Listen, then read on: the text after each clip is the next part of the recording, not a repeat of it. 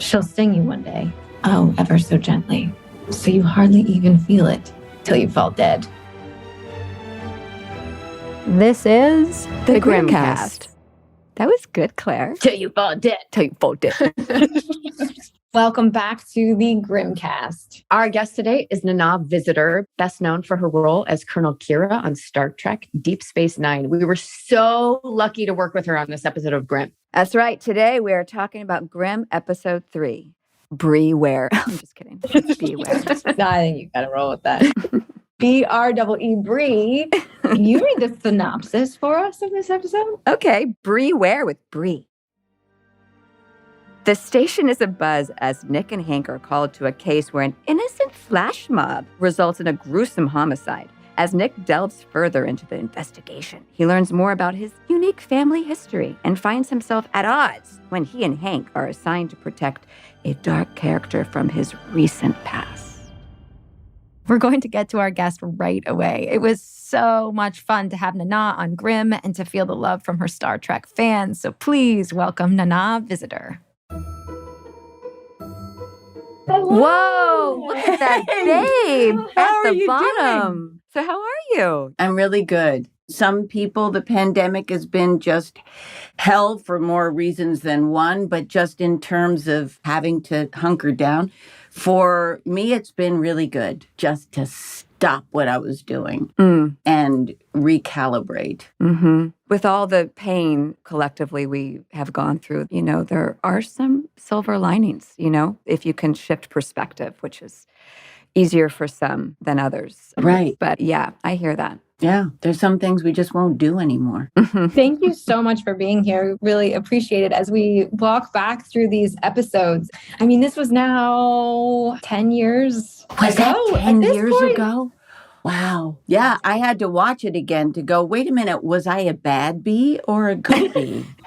You came on and were able to play this really interesting and pivotal part in the Grimm universe in that, we don't actually know sometimes which side is the side of good, the side of evil. It really depends on your perspective. So this is such an interesting role for you to get to come on and play. It really was. This was an important episode too, because it being the third episode, it really keeps you going in the direction of there's this threat around Nick at every corner. And like what Claire just said, like who has his back, who doesn't, who's manipulating him for their own benefit.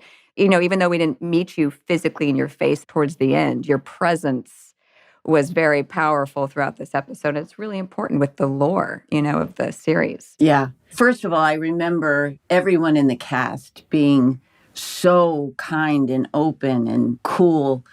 And I remember, because when I did a series, I so appreciated people who were guesting, who had done series, and just dropping some wisdom of experience of what it can be like to withstand just the physical difficulty of doing a series. It gets emotionally and physically completely draining. And I remember talking to Nick about it off camera. How did David do? David didn't have a day off until midway or towards the end of season 3.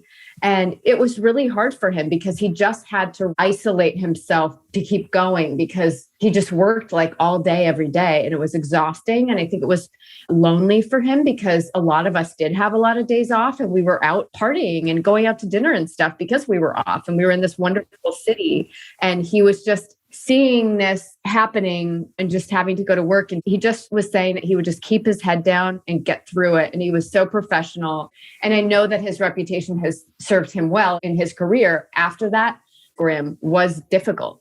It was a wonderful show, but it was just so big and required so much of the cast and the crew and the writers and everyone in the production office. Yeah. How many years did it go? 6. 6 years for David doing that. There's a book called Why We Sleep, and he talks about the fact that when you are deprived of sleep to that degree, our brains behave exactly as if we are inebriated. We're no longer able to clearly think. So the fact that people used to work those hours, it's not sustainable in any way. Well, especially with the night shoots, I think that's where the real... It's just awful. When you were on Star Trek, was that mostly stage work? It was stage work. Well, I'll give you the extreme example. When they put me in a full makeup for one show, my call was 1 a.m. Everyone else got in at 7. That is not okay. Oh my God. We started the day, and then it was always more than 16 hours. Always. Yeah. You know, when you get the $1,000 or whatever it is to be. The forced call. Yeah. The fourth. Yeah, it's like, oh my God, thank God. After a couple of weeks of that, you go, really, I just want sleep, please. I've got to sleep. Yeah, that's when that second's like, listen, the answer is no. The answer is But no. at that time, when I was doing Star Trek, there was a sense that you're not allowed to say no. Well, You're not a totally. team player. You don't care, obviously, about getting this show out and getting it good.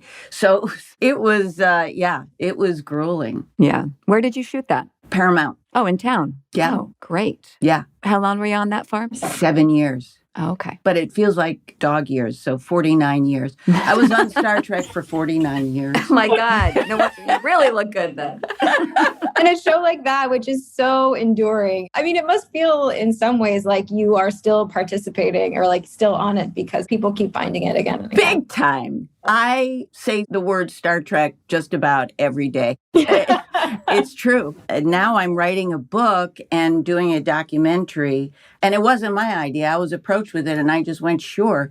It's about the women of Star Trek and their cultural effect on the people who watch them. Oh, that's cool. Yeah. Well, I went, okay.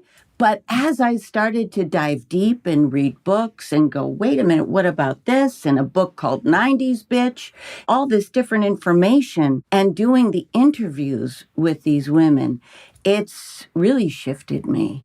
Mm-hmm. Really? Mm-hmm. I would imagine. You know, I think that's the opportunity with this genre. You know, I mean, even with what Bitsie's doing right now, like representing Lois Lane, like to go deeper into that in 2022, you know, or even to revisit your role in the franchise of Star Trek. I mean, which is decades and decades and decades of shifting the value of the female, even within that story. That must be tremendous to kind of go back to the beginning, you know, and even with where we are now with the franchise, I would like to watch that. Yeah, it's pretty interesting. I mean, we were all caught in the amber of our times, you know, the cultural effect of how we were supposed to project ourselves as women, as actors, all of it. And it's interesting to see. It's like the levels start to rise the newer the show gets until the women of Discovery and Picard are like on it. They are so aware of all of it. Yeah. It's pretty great. I didn't realize the stuff that was pressing me down as I did the show. I didn't realize why it was so hard. And some of it was cultural. Absolutely. You know, especially with conversations today. Again, just an amazing opportunity to also just have the perspective like what you have, to really even say what you just said, to like reflect on things that you weren't even aware of. Yeah. Grimm really brings to mind a book that I recently read by Jess Zimmerman called Women and Other Monsters. And it's such an opportunity. I got the opportunity because I was a creature from another planet to inhabit all of what a woman can be. And when you're monsters, you know, when you are something other than what is typically thought of as the woman, you're able to really hit some balls in the court, you know? It's so much more fun and more truthful to who we really are. Yeah. Right. That's so interesting. Yeah. That it's, unless you're something other than human, you're not able in pop culture for so long. Women had to be monsters or something. Yeah. Yeah. Even your role, Claire, you know, revisiting Adeline at this phase of the series, since I didn't get to meet you, Nana, and I didn't join until later in season 1, but that was also really fun to rewatch Adeline's kind of origin in the series and the complexities of your journey, you know. Well, my question was going to be, how much information did you get coming on board aside from the script? Was there any information like, here's some backstory or here's the person that you're talking about? Because my memory was everything was evolving. It felt like in real time. And so it was just, here's what we've got and here's what we're dealing with. And then, you know, creating all of those stories for yourself and hoping that further down the line, some things pan out? No, I wasn't given any, like the Bible of where this starts or where this ends. I had no idea. I really didn't understand until the end what my part in it was. Did they offer you the role because of your genre background, or did you have to audition? Well, here was my connection. Steve Oster, who I adore, was on Star Trek. Yeah, just a great, great human. And I think it was because of him that they called me to be a bee. By the way, it wasn't my first time playing a bug. I've played bugs before. Wait, what other bug have you played? I played this horror movie that was quite terrible. And I played some kind of creature that was taking over a house, very similar to this episode of Grimm, going into a house and in the attic, I was growing stuff. So... This episode was so scary, I felt too, when they come to your house, when they come to Melissa's house, and the production design. Did you get to see any? Because we were just stuck in the paper mill. We were in the paper mill. That, and there was asbestos. And there was asbestos. Yes. So during the pandemic, when we all started wearing masks, the only other time I had worn a mask before then was for this episode. I have a picture wearing an N95 mask because there was asbestos. I don't remember having a mask. Oh my gosh. I was a guest star. That's the thing. Let the guest star go. Respect. Who cares? Totally disposable. Put one on me, but then of course it gets ripped off to film. Yeah, because also that's going to do dick. Like right. N95 with asbestos. Like it's not going to do anything. And it smelled horrible. I don't think they had to place much detritus around the set. It was all there. I mean, it looked hideous. It was great. Yeah. It was a particularly beautiful episode in terms of the gore and the ick factor. Yeah, your house. There are some classic shots in this particular episode that were reused through promoting the show, but they really just captured, like in that scene with Monroe and Nick walking up the stairs. Who directed this episode? Darnell directed it. Oh, yeah. Darnell. This was our first Darnell episode. Oh, she did have a good handle on the visual stuff like that. Yeah, that was fun. Do you guys remember your stunt scene together, your fight scene? I do. There's a lot of really great hair, flips, and I was worried for your head for a moment, Claire. I remember the grasp, that I remember distinctly was timing that out, because it was that and then the bat. There was choreography there. There was a lot of choreography. And I was just so grateful that you were good at choreography. You never know how it's going to go. All those years of tap dancing, my 42nd straight days. Were you? Me too. I grew up doing musical theater, yeah. Oh, so wow. You actually were on actual Broadway. Well, 42nd Street I did in L.A. at what used to be the Schubert. They tore it down. Were you Peggy in 42nd? I was. Oh, my gosh. I'll never forget the night that, when they go into your dance and they all point, and I'm supposed to be the best. And I had this horrible night of I fell. And they're all pointing to me in that position going, here she's going to be the best tap dancer in the world. And I ended up not just falling, but feet up in the air. And, when it goes into slow motion, like all of our performance nightmares. Right. It was, no, I can't get up. I don't remember getting up. I don't remember the rest of the show. But it was just that awful. I can still see their faces. Oh, my God, that was traumatic. Oh, my God. I have to take this opportunity to geek out. Your aunt is one of two of my favorite dancers. Sid Charisse and Gene Kelly are the top two in my book. Mine too. Gene Kelly. Loved him. Don't tell Fred. I'm more of a Gene girl. But yeah, I was a dancer as well. So I had her poster in my bedroom growing up. I think dancers make such good actors because we come from discipline and we come from just having to get it fast. And also, I don't think I like that I'm going to say this, but we're used to being corrected and trying to not take it personally. Yes. Being a dancer is kind of like a vaccination for what the business can put you through. It's like, I know this. Yelling at me? Okay, that's all right. Totally. I never thought about it that way. I feel like sometimes I don't have enough pushback or like that feeling of I can do whatever you want, whenever you want, exactly the way you want, and it gets you far. And then you start realizing, oh, wait, maybe I'm not exactly in the position because of that discipline and because you feel like your body is not necessarily connected to your person a little bit. Like it feels like this separate entity. Yes, for better or for worse. For better or for worse, yeah. Then I call Bitsie and I go, what would Bitsie do? Because you know who takes no shit? Yeah. Bitsie Tulloch. Yeah. That's when she comes in and goes, listen, Boutros. Go on set now saying WWBD. What would Bitsie do? I think that there's a definite balance. There has to be an awareness of good boundaries and that people will take advantage. I read this article about DPs. It was a round table and they went, you know what? Everyone has to stop taking advantage of the fact that we have a passion for the work and think because we have a passion that they just say, oh, you won't do it for this amount? 10 more behind you. How many times have I heard that in my career? Mm-hmm. Oh, you don't want to do this? Well, people behind you, so get out of the way, who will do it. And that's an old idea that has to shift because we do need boundaries that keep us safe. And I think the only way to do that is through community. Yeah, some solidarity. Yeah. Yep. Mm-hmm. I feel like it's shifting. I mean, look, that thought process is not that far behind us, I mean, I feel like we're in the middle of a shift now, and it still feels like we're on tenterhooks. And there's just, like you said, the kind of taking advantage of the artist's passion, because it is our oxygen, So when you are threatening to take it away, it feels desperate and like, okay, yes, I'll do it for sure, But it is a business. It's the entertainment business.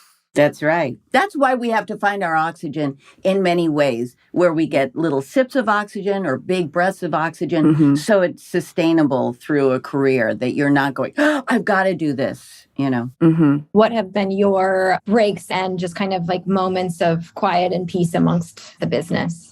Well, I got stuck in New Mexico. After I did a series in New Mexico, my older son went, please, because we always moved. If my husband got a job, we moved there and I took a break and then he moved for me. So we moved constantly. And my two sons were like, please stop. Buster wanted to go to one school for high school and graduate. So the series ended in New Mexico after 4 years, and we stayed 2 years longer. So that wasn't great for my career, but I started to give parties. My husband was kind of programming this art place in this little village we lived in, Corrales. And I started giving parties for it, and people started asking me to do parties. And I ended up with my best friend in New Mexico doing a bakery, and we did weddings until we moved away, my husband and I. So that was a big dive into understanding food and the process and people with weddings. Oh, my God. And it was also a lesson of I never want to do this as my job again. Ever. It was really hard. I remember one time I was cutting cookies at like 5 a.m. for an event. And this really struck me because I was cutting them and I was holding my head like this because I was crying. I was so tired. So I was cutting cookies and going, it's like, okay, this is not working. You don't often get such a clear signal. The chapter is closed. Yeah. Trying to keep the tears out of the food. Oh my God. Obviously not my goal and purpose in life. The Star Trek fans were so excited to see you on Grimm. Can you tell us a little bit about some of your craziest fan interactions over the years? I'll tell you, my latest fan interaction was with astronaut Samantha Cristoforetti, who is an Italian fighter pilot, engineer. She has 2 children under 5. And I interviewed her for the book, and she is brilliant. And she used Star Trek as examples, because she didn't have it in the little town in Italy that she grew up in. She used the women of Star Trek as examples of engineers and women in power, and went, yeah, I can do what I'm interested in. See, they're doing it on TV. That's the future. I'll join the future. Now, the idea of geek has changed as scientists now become our rock stars, and STEM has become STEAM because they've added the arts. It's kind of like, well, everything we need in the world to change and to shift so we survive is up to a lot of these people. So they kind of walk around with a little swagger now. All the Star Trek fans, they got it going on. They're cool now. Yeah, no, there has to be a sense of, we told you, like we knew. Yeah, we knew we were cool, but now everyone is seeing it. Are you, when you're watching and reading and consuming art, are you drawn toward fantasy as well? Or this happened and then? No, not at all. But now I see what it does. And the biggest thing it does is hope. Yeah. As well as, I used to not understand cosplay at all. It's like, what do you get out of putting on these clothes? Now I get it. They're trying on aspects of a personality that they would like to cultivate in themselves. Yeah. And seeing what that feels like. So it's pretty interesting. It is. Do you still participate in any cons? Oh, yeah. Yeah. I'm going to one of the big daddies of cons. In June, I'm going to FedCon in Germany. Wow. There are a lot of German fans. A lot. Yes. So interesting. Yes. Yeah. Lunch this one too. I think I have 5 scheduled. Wow. Do you enjoy them or are they draining? I do because, we had this experience. The girls weren't with me for the very first Comic-Con because we hadn't even aired yet. It was just me and the guys, but it was such a different experience because the show hadn't premiered. Myself and the 5 guys, we were just walking around. We didn't have security. We were with the publicist from the show. We were walking around with the fans. Nobody was coming up to us. Nobody knew who we were. Maybe somebody, because there were posters, but it was fun being among the fans, and everyone, especially at San Diego Comic-Con, their cosplay is so extraordinary.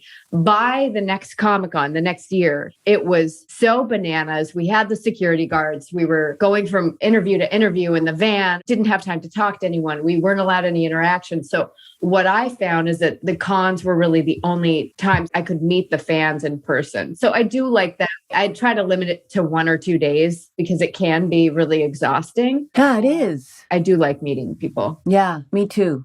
And when I realized it wasn't about me, it was great. It used to make me tense.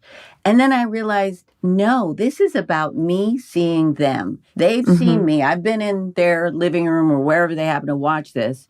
And now it's about them telling me what it meant to them. So it's closing a kind of circle. So all I need to do is take them in, which can be a lot of energy because they need me to see if their life was difficult and it got them through that, whatever the story is. But that's really what the cons for me are. I just need to sit there and witness, bear witness. I do have a question. We're going backwards a little bit with if the showrunners and writers told you anything. It sounds like no. But when you said he is coming for you, like that was such an important line, for the series. Did I have a thought? Yeah, I did. Well, A, did you have a thought? I And did. B, did you know the weight of what you were saying in terms of the lore of the show? I knew the weight that it should have. So I thought in my mind, this creature that was hulking and probably 7 feet tall and hunched over. That's what was in my mind when I said he's coming for you. Something that he couldn't survive if he didn't have awareness. The power of imagination. It kind of was that. He was the ultimate. Really? Yeah. Yeah. He was a big hulking, although he was kind of ripped. Supposed to be the Grim Reaper, right? I mean, that was the idea. Oh my God. But the cover of Men's Health version of the Grim Reaper. Yeah. Small hips, big chest guy. Yeah, he was definitely stud. I love it. All right. So I had something in mind that was appropriate. We leave it to you. Yeah. You were the one. You were the one. Oh, I have a good question, just because this is probably the most asked question I get is, do you prefer playing a good character, Juliet, or more of a villain like Eve? Yeah, I like to play monsters so that I can actually bring everything that I am, the whole spectrum. So it could be a good monster or a bad monster. And sometimes I just call my characters monsters so that even if they're not, they're normal women, so that I always feel like I have the freedom to not play into this rational. Oh, I cannot wait to use that. The freedom of that is brilliant. Wow. Yeah. Where can we see you next, Nana? What's going on next for you? I never know. Every job I do, well, that's it. I'm never working again. Every single time. I never know what's coming up. Who knows? I'm old now, so it's hard to work at all. But I still go to acting class, so I'm ready just in case. Love that. I did too. Yeah, who's your teacher? In LA? In LA, he now is online, and we're all like, hey, you know what? Just do it Zoom forever. So his name is Ian Tucker, and he's been my teacher forever. That's the dancer. Yeah. It's going to the gym, That's right. It's a muscle just like everything else. That's right. So the documentary you're working on, you're compiling all of the data right now, and then they'll start editing and working on that. Still shooting. As Wow. a matter of fact, while I'm in Germany, this is exciting. Samantha Cristoforetti, the astronaut I mentioned, is now on the space station. Of course, I was on a space station. So I'm going to be doing interviews at the European Space Agency for people who are inspired by Trek. But I'm also doing a 20-minute call with Samantha while she's at the space station. So that there's so many aspects of that are crazy for me. She's really on a space station. And I'll get to communicate with her. And of course, we're going to film that. So we're still filming, still collecting a lot of Well, that's a footage. lot of work for you right now. And I'm very excited to see that. But it really opened my mind to just the importance of Trek, of just the cultural importance. I love it. It's been great to speak to each one of you. Thank you so much for being here. You bet. My pleasure. Bye. Bye-bye.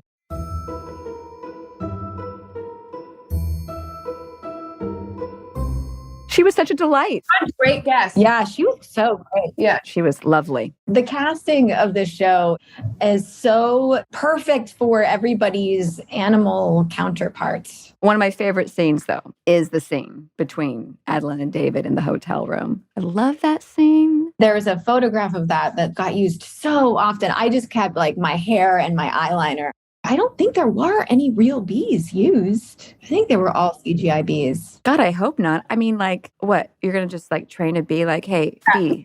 Hey, bee, don't sting. Don't sting, bee. Yeah, that's great. Russell really knocked it out of the park on this. He really did. I gotta say, because that is all real pretending. There's so much pretending going on. When he flicked it off his shoulder in the bathroom, I felt the same way. I was like, that is some very good acting. It was so good. And this episode was so scary. And Sharon Sachs.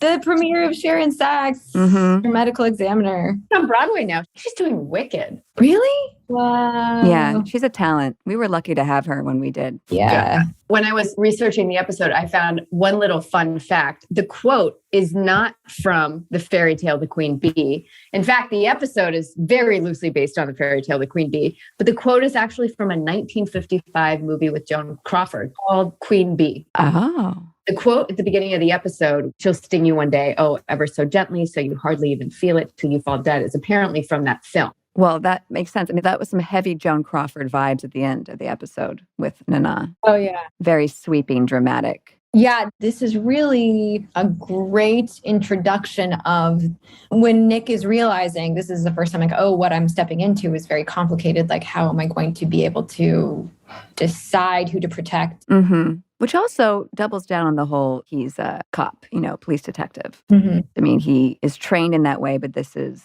a whole new unknown territory. And I love the ending that he gets stunned. Because I actually kind of forgot. I was like, wait, is that his buddy now? Is that his little Pinocchio, Jiminy Cricket buddy? Oh, no. Oh. No, he's not. That's good. And I liked how he got kind of annoyed by it, too. Yeah, yeah. I like when I see David as Nick.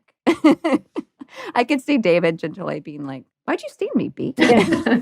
I just got stung by a bee about 2 weeks ago. I don't think I'd been stung by a bee since I was probably 15 years old. It hurts so much. It hurts. I did last summer and I was like, God, I forgot how much this hurts. And I was doing the baking soda. Like at first you're like, oh, ouch, ouch. Yeah. Ouch. You take the stinger out. You're like, oh no, I'm okay. And then it starts to like really build. And what a nasty little bug. I was just thinking, if I'm an adult and I think I have a high pain tolerance and it was so painful. Yeah. I was really feeling for whenever little kids get stung. I felt the same way. I was like, maybe I'll be nicer. Because I think Dean got stung and I was like, suck it up, you know? Yeah. I mean, there are going to be worse things than bee stings. My first and only time I ever got stung, I was 6 and I put my hand on one by the pool. But I remember that was excruciating. Well, you know, they find you when you're most relaxed and vulnerable, like at a park or at a pool or at the beach, you know? It's like very twisted when they find you. Like, I'm fine. I'm so relaxed. Thank you to everyone who is listening. Do you have any questions for us? To leave us a message, follow the link in the show notes. You can subscribe to the podcast at apple.co/Grimmcast so you don't miss a single episode. To be continued.